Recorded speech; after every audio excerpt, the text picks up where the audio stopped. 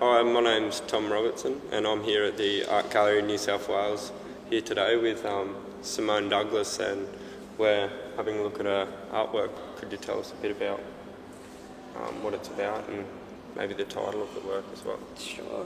Well, the title of the work is called Blind, and this is 3 images out of a sequence of 7. It's a body of work I was doing, and I was reading a really amazing book called Techniques of the Observer by Jonathan Crary. Mm-hmm. And in that book he talks about the 18th century empirical scientists.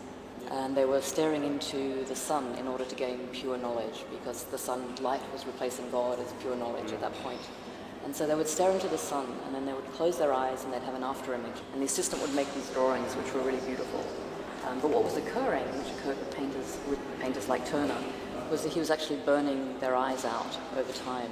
And so the last colour that they saw is blue. And so there's this beautiful kind of thing that in order to gain knowledge, you lost your sight. And so consequently the title of Blind for this work, it's a kind of simultaneous thing about excess of vision which leads to blindness. The images were made in the Australian outback, out past Broken Hill at a place called Murruwinji. And I was out there when it flooded, which was an extraordinary kind of point. And what I was interested in was how to translate that hallucinatory experience of the landscape, that sense of being there and not being there. And that's particularly why I work with photography, because, and I know from your statement you do this as well, that interest in it has a presence, it exists, but it also doesn't exist. So this never existed, even though it's a photographic moment in time. When you said being there and not being there, is this why you chose to kind of blur the image? The images are defocused deliberately, and that's so that you don't have a point of depth of field, so you don't know where you are in that space. So it's space outside of space. So it's more of a kind of painterly effect where you're not quite sure where you're entering and where you exit the image. So it has 2 stages of being defocused. One was by the optics of the camera, and the other was in the dark room. And then I manipulate the colour in the dark room. So I do a lot of tests, like I'll print, at the time I made these, I was working at Sydney College of the Arts, and I was staying in the dark rooms overnight and just printing and printing and printing. And so all the walls would be covered with test strips until I finally started to see what it was. And as a result of having all those test strips on the wall, I started to think about the way the image would play out in this kind of cinematic sequence where the sun appears to never rise or never set, so you're caught outside of time. It's a cinematic moment. Simone, how did you become an artist? What made you want to become a photographer? My parents have a flat roof, classic Australian kind of corrugated iron roof, and when you get those huge thunderstorms through and you hear the sound, and it's amazing. So I'd climb up, I think I must have been 4 before I went to school, and lie on the roof at night and look into the night sky and the stars and think about if I could stop believing in the idea of gravity, then maybe I could fall into the sky. And so that paradox about it exists and it doesn't exist was somehow there. And my father was really terrific and would talk to me forever, every night about these things. And then he took a lot of images. And then, eventually I went to high school and I had an amazing art teacher, Marianne Brewster. And then out of the HSC, my work went into Art Express. I think it's probably the first Art Express that was held. Wow. Yeah, very long time ago. Black and white work, very different to what I'm doing now. But that was such an important exhibition for me, to see it in the context of other people's work. Because when you're at high school, you have no sense of anything other than what you're doing, in your class. And then to see it with all of these people from around New South Wales and this kind of amazing diversity of work, it was so important. So, terrific to see the exhibition downstairs. Yeah, that's unreal. Okay, so would you like to come have a look? I'd love to.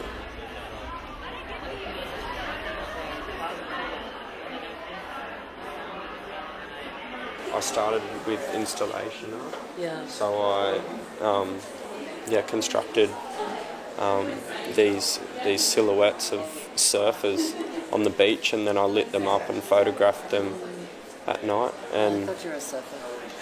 Yeah. I really love it. It was my passion at the time, but now photography's taken over. So It's amazing, funnily enough, how many people I know who surf and make images. There's some kind of thing about the movement in the water, and I don't know.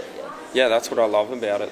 Tell me, how did you do these with the tracings? I just used LED lights around the outside of my model here, and projected imagery was shot at the roof to give the tunnel enough light, and it was hard to control the amount of light that was coming in, so it took a lot of planning and experimenting and stuff. It was originally in a long strip as a narrative. But it reads the same way, I find, even though it's in the grid. You know, now you're at College of Fine Arts and you're in your first year and you're on the path to becoming an artist. So what caused you to make that decision?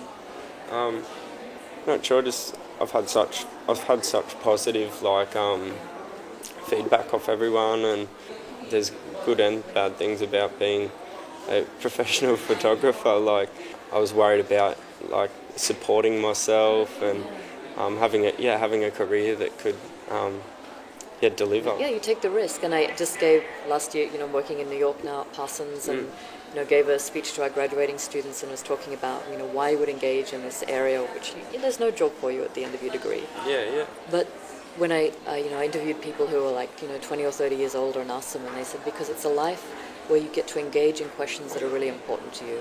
And resolve them in a way which makes sense to you, and then you have that engagement with the world outside of that. Hopefully, and your images do speak well outside of that. So they reach an audience, and here we are here, and you have all these masses of people coming in to see your work, which is fantastic. It's been a great pleasure talking with you, and I look forward to seeing more of your work in the future. Come visit New York. Yeah, for sure. Thank you so much.